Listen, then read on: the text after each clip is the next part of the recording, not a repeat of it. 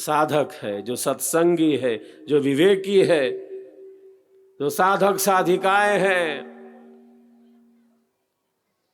वे क्या चिंतन करते हैं कि अनंत अनंत जन्म और जीवनों से मैंने नाना प्रकार के सुखों को, दुखों को, भोगों को, पदार्थों को, संबंधों को भोगा है।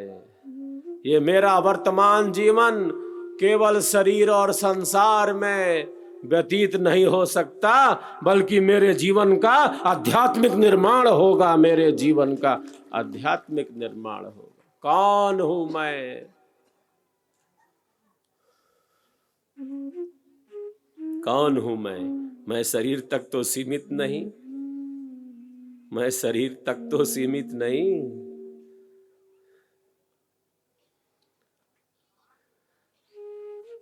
मैं इंद्रियों तक सीमित तो नहीं।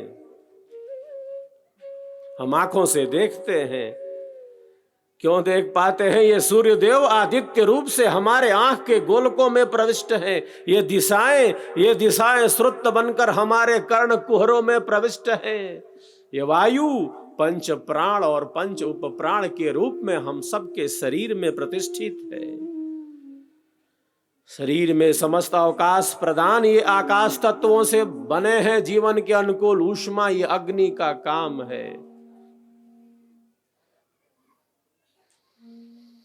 पृथ्वी, अग्नि, जल, वायु, आकाश, इन पंच तत्वों के सहयोग से ये विनाशी शरीर प्राप्त हुआ।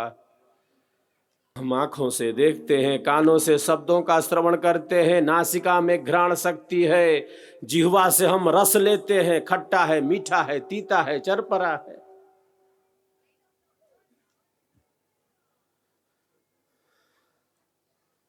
त्वक इंद्रिय तो सिर के शीर्ष भाग से लेकर पैर के तलवे तक त्वचा है, जिससे स्पर्श का अनुभव मिल रहा है। जो कुछ बाहर का है उसका अनुभव हो रहा है। कौन हूं मैं? ये मैं कौन है? शरीर हमें मिला है,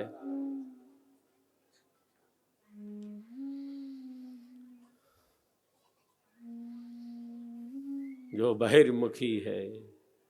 मैं बराबर कहता हूं, शरीर मिला है ईश्वर की कृपा से। हम मां के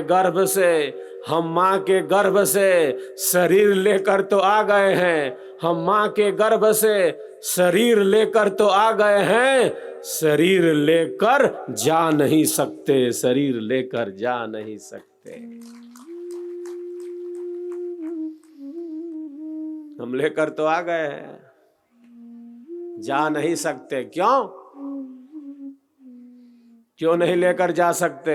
क्योंकि हमारा है नहीं ये। हमारा रहता ये शरीर हमारा रहता तो हम लेकर चले जाते हैं कि हम यही हैं और हमारा कोई अस्तित्व नहीं। जैसे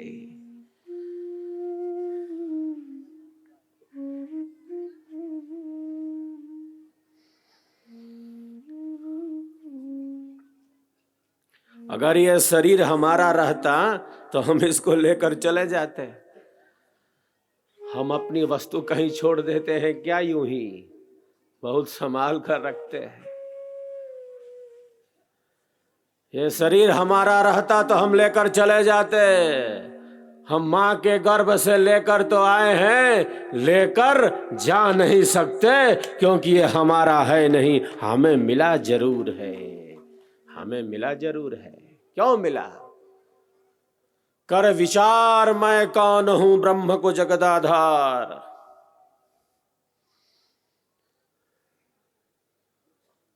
कैसे जग उत्पन्न है, लीन कौन विधि पार। कौन सत्य कर्तव्य है, दुख सुख कैसे होए। बद्ध मुक्त के ही भांति सो, ग्रहण करो सत सोए। जो विवेकी है, जो सत्संगी है, वह सदैव आत्म कल्याण का चिंतन करता है। वह सदैव कल्याणकारी ही चिंतन करता है। वो शरीर में रहता है, घर में है, परिवार में है, समाज में है, लेकिन अपने आध्यात्मिक लक्ष्य से कभी दूर नहीं है, अपनी आध्यात्मिक यात्रा से कभी दूर नहीं है। मैं बराबर कहता हूं, घर में रहना है, परिवार में रहना है, शरीर में है हम, संसार में है हम, रहना है इसमें डूबना नहीं है, इसमें फंसना नहीं है। ये संसार सागर तैर कर पार हो जाने के लिए है।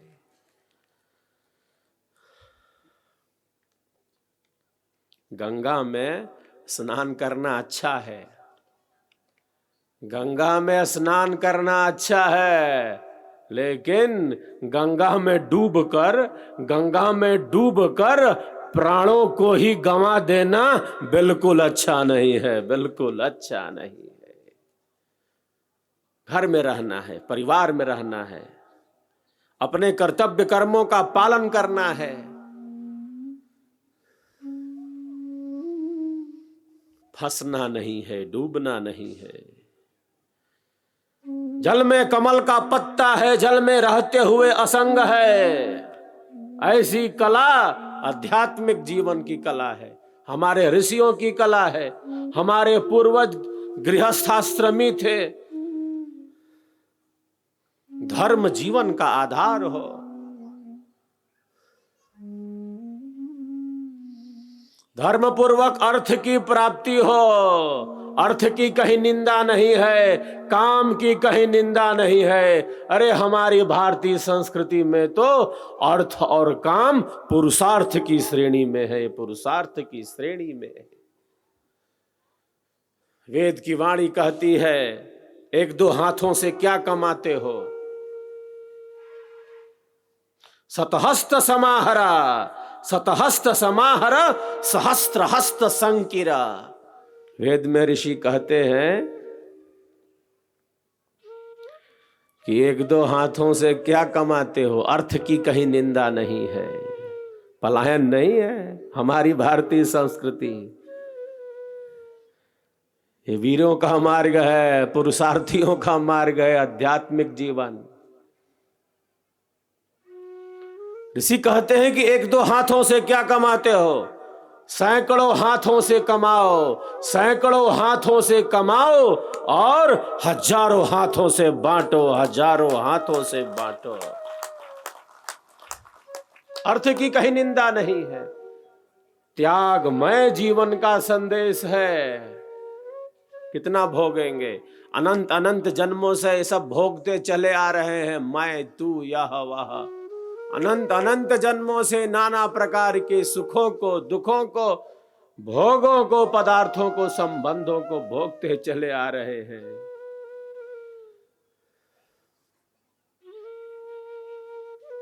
भोगों की अधिकता सदैव दुख को ही उत्पन्न करती है, सदैव दुख को ही उत्पन्न करती है। दुनिया में हूं, दुनिया में हूं, दुनिया में हूं, दुनिया का तलबगार नहीं हूं, दुनिया में हूं, दुनिया का तलबगार नहीं हूं, बाजार से गुजरा हूं, बाजार से गुजरा हूं, खरीदार नहीं हूं, खरीदार नहीं हूं। जीवन की वह विधि, शरीर में रहते, संसार में रहते, अपने कर्तव्य कर्मों का पालन करते हुए किस प्रकार से हमारा आध्यात्मिक जीवन गतिमान रहे।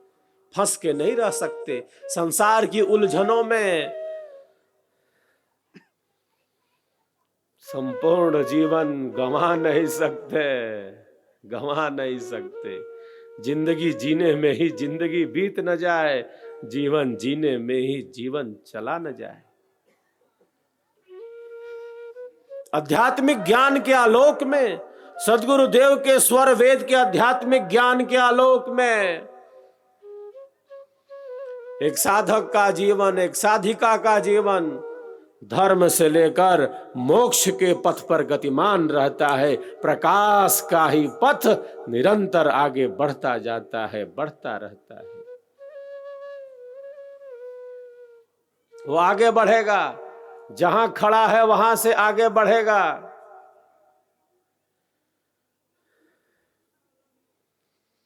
आगे नहीं बढ़ पा रहा है अगर तो वहीं खड़ा है, आगे नहीं बढ़ पा रहा तो वहीं खड़ा है। वो पीछे नहीं लौट सकता, वो पीछे नहीं लौट सकता, वो बढ़ेगा तो आगे ही बढ़ेगा, भौतिक और आध्यात्मिक रूप से आगे बढ़ेगा।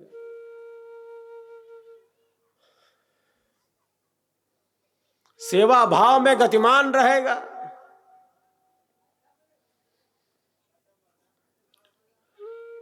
आप देखिए ईश्वर की अनंत शक्तियां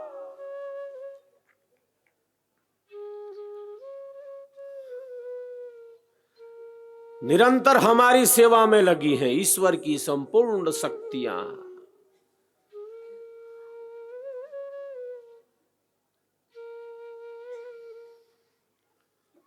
ये सूर्य देव हमारे लिए कार्य कर रहे हैं।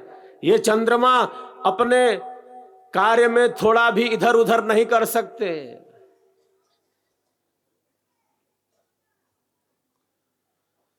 ये पृथ्वी अपनी कक्षा में घूम रही है, किसने घुमा दिया?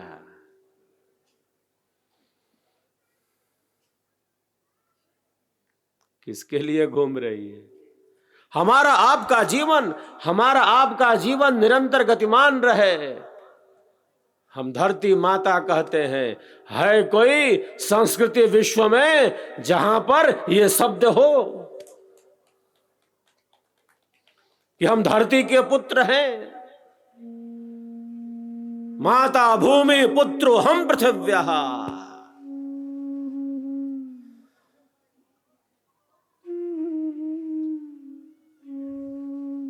हमारी संस्कृति इतनी समृद्ध है, विशाल देश है। उत्तर में हिमालय से लेकर दक्षिण में कन्याकुमारी तक, पूरब में असम के जंगलों से लेकर पश्चिम में राजस्थान के मरुस्थलों तक, ये भारत मातृभूमि का टुकड़ा नहीं है, ये मातृभूमि नहीं है, ये हमारी मातृभूमि है, ये हमारी संस्कृति है, ये हमारी विरासत है। यह हमारी संस्कृति है, हमारी विरासत है। मात्र कोई जमीन का टुकड़ा नहीं है, ये हमारी संस्कृति है, ये हमारी विरासत है।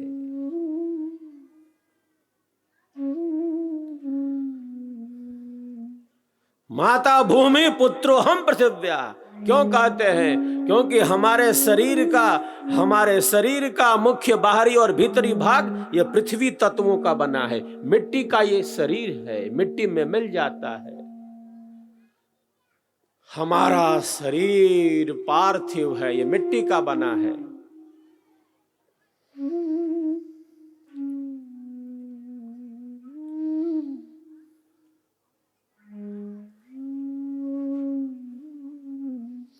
पाचन संस्थान का नियंत्रण और जीवन के अनुकूल ऊष्मा ये अग्नि तत्व का काम है। वायु हमारे शरीर में प्रतिष्ठित है।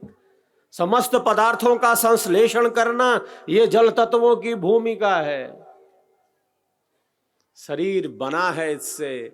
एक समय आता है नए परमाणुओं का निर्माण नहीं होता है और ये शरीर नष्ट हो जाता है। आत्मा कभी नष्ट नहीं होती। क्यों नहीं नष्ट होती आत्मा? क्योंकि आत्मा का कभी जन्म ही नहीं हुआ। आत्मा का कभी जन्म ही नहीं हुआ। वो नित्य है, सनातन है, सहज है, निरंतर है, सदैव है। आत्मा की मृत्यु नहीं होती। क्यों नहीं होती आत्मा की मृत्यु? क्योंकि आत्मा का जन्म ही नहीं हुआ। वो नित्य है, सनातन है, सहज है, निरंतर है, सदैव है।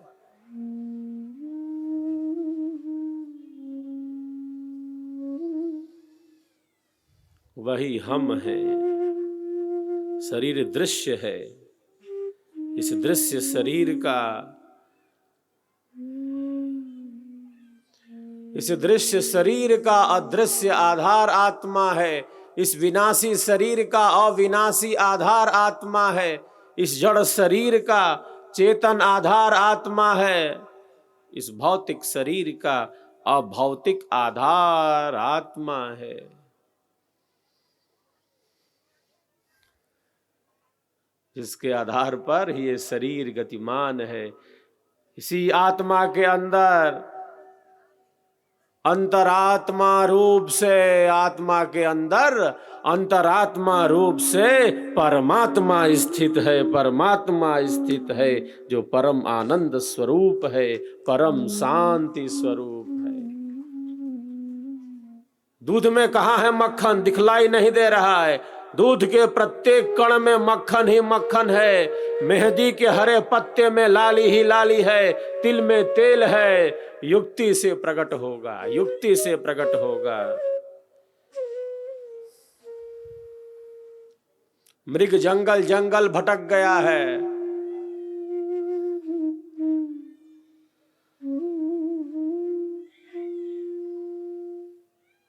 कहां से ये सुगंधी आ रही है? कस्तूरी वाला मृग जंगल जंगल की खाक छान रहा है।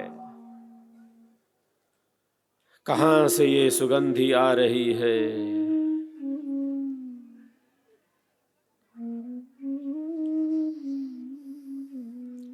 देख लूं जरा, कहां से ये सुगंधी आ रही है? ढूंढ रहा है। झरने के पास, झरने के पास पर्वत से ये जो झरना प्रवाहित है, झरने के पास जो वृक्ष लता औषधियां हैं, वहां से तो ये सुगंधी नहीं आ रही। जरा देख लो कहां से ये सुगंधी आ रही है। तो जंगल जंगल भटक गया है, ढूंढ रहा है कहां से ये सुगंधी आ रही है। बाहर बाहर खोज रहा है। ये सुगंधी कहीं बाहर से नहीं आ रही। ये सुगंधी कहीं बाहर से नहीं आ रही। ये सुगंधी तो उसी के नाभि में स्थित है, उसी के नाभि में स्थित है।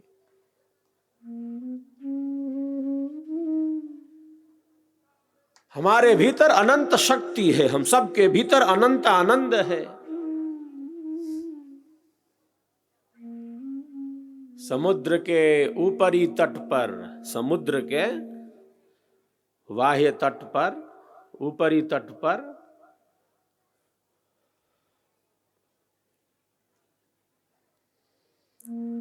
तरंगे लड़ रही हैं आपस में। समुद्र के ऊपरी तट पर तरंगे लड़ रही हैं। तरंगों के लड़ने से अशांति है, तरंगों के लड़ने से अशांति है, उपद्रव है, अस्थिरता है, चंचलता है। समुद्र में ज्वार आ गया है। समुद्र के ऊपरी तट पर तरंगों के लड़ने से अशांति है, अस्थिरता है, चंचलता है, उपद्रव है। ये तरंगे पास खड़े पर्वत से जा टकराती हैं। पर्वत खड़ा है, तरंगे वापस लौट आती है।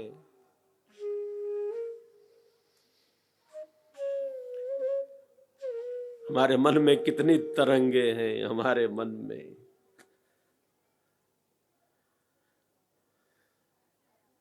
सात समुंदर की लहर मन की लहर है एक। कोई एक हरिजन उबरा डूबी नाव आने। हमारे मन में विचारों का कितना उतार चढ़ाव है।